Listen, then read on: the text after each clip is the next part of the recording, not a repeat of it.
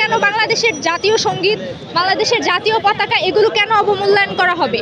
তো সেখানে ওই দিন জমায়েতে বলা হয়েছিল যে গোলাম আজমের বাংলা। বাংলা কেন গোলাম আজমের হবে? বাংলা তো সবার, বাংলা যেমন আমার, বাংলা আপনার, বাংলা যেমন চাকমা মারমা, বাংলা সবার, আমরা সবাই বাংলাদেশি। তো সেটার প্রতিবাদ স্বরূপ আমরা আজকে এখানে দেশের প্রতি ভালোবাসা প্রদর্শন করে, আমাদের জাতীয় সঙ্গীতের প্রতি ভালোবাসা প্রদর্শন করে আমরা এখানে জাতীয় সঙ্গীত সবাই মিলে গেয়েছি। আমরা জাতীয় সঙ্গীতের পরিবর্তন কিংবা অবমূল্যায়ন এটা কোনোভাবেই মেনে নিতে পারবো না। আমরা এখানে মেসেজটা দিতে চাচ্ছি যে স্বাধীনতা বিরোধী শক্তি যতই বিরোধিতা করুক কিংবা যতই ষড়যন্ত্র করুক, সেটা হচ্ছে আমরা সফল হতে দিব না। আমরা এটাই মেসেজ দিতে চাচ্ছি যে বাংলাদেশ আমাদের সবার, জাতীয় সঙ্গীত আমাদের সবার, আমরা এটার অবমূল্যায়ন কখনোই মেনে নিব না। যখন নির্বাহী আদেশে আওয়ামী লীগের যে রাজনৈতিক কার্যক্রম, ওই কার্যক্রম নিষিদ্ধ করার পরে যখন মানুষজন বিজয় উল্লাস করছিলেন, তখন একদল মুক্তিগামী শিক্ষার্থীরা সেখানে জাতীয় সঙ্গীত পরিবেশন করছিলেন।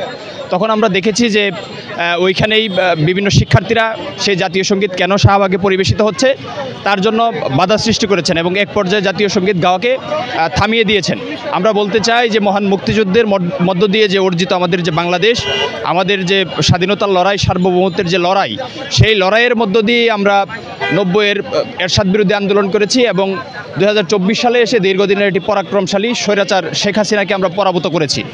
এবং যারা মনে করে যে 90-এর এরশাদ বিরোধী আন্দোলন এবং 2024 সালের যে স্বৈরাচার হাসিনা বিরোধী আন্দোলনের মধ্য দিয়ে 71-কে যারা খারিজ করে দিতে চান এবং যারা মহান মুক্তিযুদ্ধের সময় পরাজিত শক্তি, সেই জামায়াত এবং শিবির, তাদের ইন্ধনে যখন হচ্ছে যে আমাদের প্রাণের সঙ্গীত, জাতীয় সঙ্গীত বন্ধ করে দেওয়া হয়, তখন এদেশের মুক্তিকামী জনগণ যারা মহান মুক্তিযুদ্ধকে ধারণ করে, দেশের গণতন্ত্রকে ধারণ করে, মহান মুক্তিযুদ্ধের যে প্রকৃত চেতনা, সেই চেতনাকে ধারণ করে সেই সকল শিক্ষার্থীরাই এখানে মিলিত হয়েছে। যারা মহান মুক্তিযুদ্ধের পরবর্তী সময়ে গোলাম আজম বলেছিল যে 1972 সালে পাকিস্তান পুনরুদ্ধার কমিটি গঠন করেছিল, সেই গোলাম আজমের উত্তরসূরি যে জামায়াত শিবির, তারাই এই জাতীয় সঙ্গীত গাওয়াকে বাধা সৃষ্টি করেছেন। বাংলাদেশ পন্থায় যারা বিশ্বাস করে, বাংলাদেশপন্থী যারা, তাদের একটা অবস্থান জানান দেওয়া। আমরা দেখেছি গতদিন শাহবাগে জাতীয় সঙ্গীত গাওয়ার সময় জাতীয় সঙ্গীতকে ভুয়া ভুয়া বলে, যখন জাতীয় সঙ্গীত গাওয়া হচ্ছিল ওটাকে ভুয়া ভুয়া বলে স্লোগান দেওয়া হচ্ছিল। বাংলাদেশে যারা বসবাস করে, বাংলাদেশ পন্থায় যারা বিশ্বাস করে, তারা রাষ্ট্রীয়ভাবে স্বীকৃত জাতীয় সঙ্গীতকে কখনো ভুয়া ভুয়া বলতে পারে না।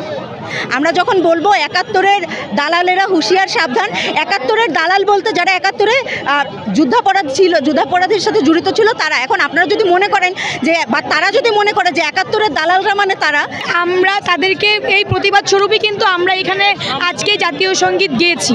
তো আমরা মনে হয় যে এর থেকে লজ্জার ওদের জন্য আর কিছু হইতে পারে না। তাদের আবারও শিক্ষা নেওয়া উচিত। আসলে 71-এর যারা বিরোধী, তাদের সাথে কোনো আপোষ নেই। 71 না হলে আমরা এই বাংলাদেশ পেতাম না, আমরা বাংলাদেশে বলতে পারতাম না। সেই জায়গা থেকে অবশ্যই বলতে চাই, যারা 71-এর বিরোধিতা করেছিলেন তারা অবশ্যই সাবধান হয়ে যান। আপনাদের এই কার্যক্রম বা আপনারা যেভাবে স্লোগান দিয়েছিলেন গোলাম আজমের বাংলাদেশ, সেটা কখনোই এই বাংলাদেশে প্রতিষ্ঠিত করতে পারবেন না। তো আপনারা অবশ্যই সাবধান হয়ে যান এবং আপনাদের জন্য যে জিনিসটা অপমানজনক হয়েছে সেটা থেকে শিক্ষা গ্রহণ করুন।